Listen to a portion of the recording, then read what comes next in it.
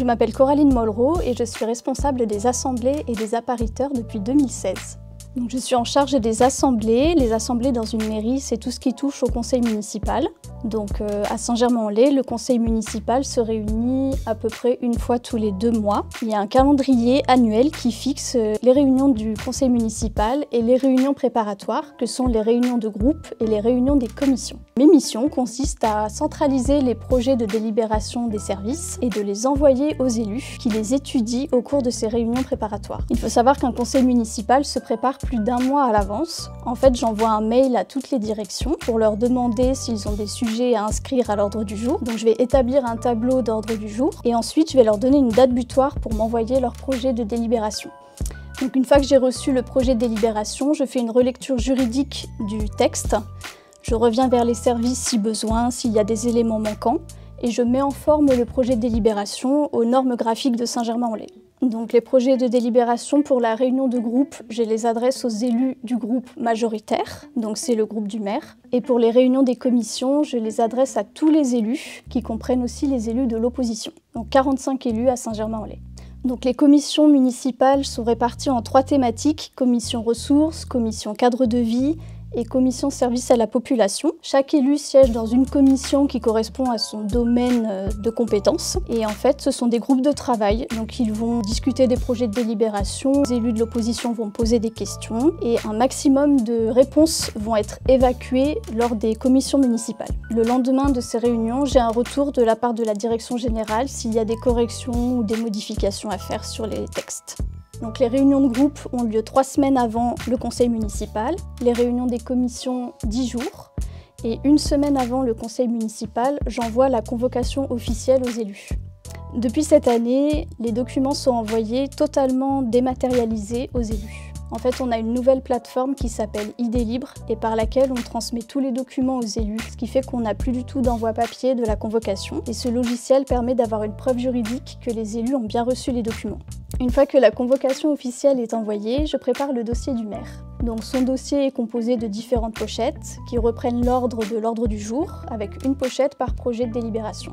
Quelques jours avant le conseil municipal, je commence à préparer le PowerPoint qui sera projeté en séance, avec une illustration par projet de délibération qui illustrera la présentation de l'élu qui sera rapporteur de la délibération. Le jour du conseil municipal, je vais à l'hôtel de ville préparer la salle avec un appariteur. Et en fait, on va organiser la salle avec les chevalets qui vont être disposés à la place où les élus vont s'asseoir.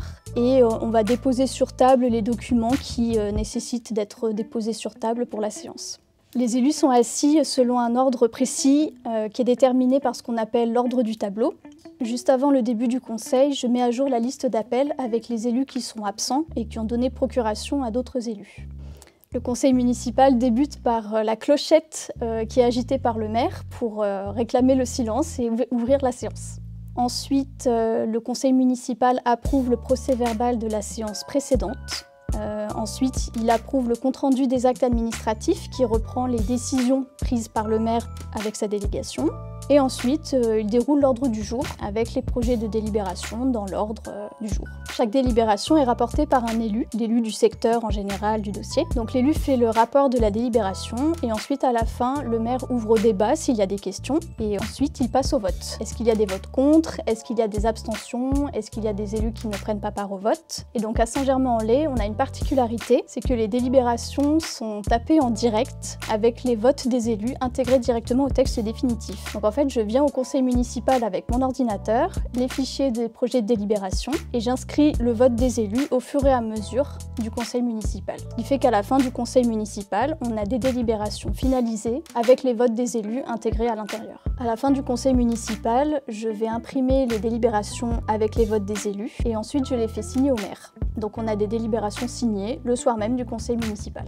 Le lendemain du conseil municipal, j'ai la délibération signée et je dois mener plusieurs actions pour qu'elle devienne exécutoire. Tout d'abord, je la transmets au contrôle de légalité. Il faut savoir que les délibérations font l'objet d'un contrôle de la part de la préfecture. Elles doivent être validées en fait par l'État.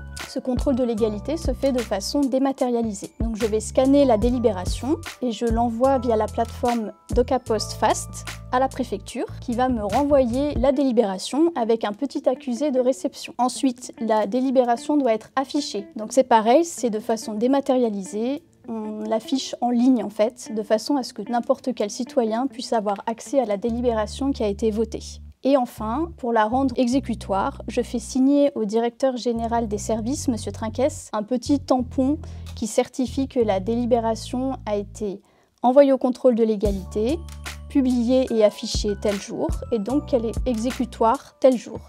Et donc ça veut dire que dès le lendemain du conseil municipal, en fait, on a un acte qui est exécutoire et les délibérations peuvent être mises en application par les services. Toutes mes missions sont assurées en collaboration et sous la supervision de Jean-Baptiste Denevillers, directeur du secrétariat général. C'est un poste très intéressant car il y a beaucoup de travail en transversalité avec les directions. En fait, on voit passer les grands projets des services puisque chaque grand projet aura besoin à un moment donné de la validation du conseil municipal.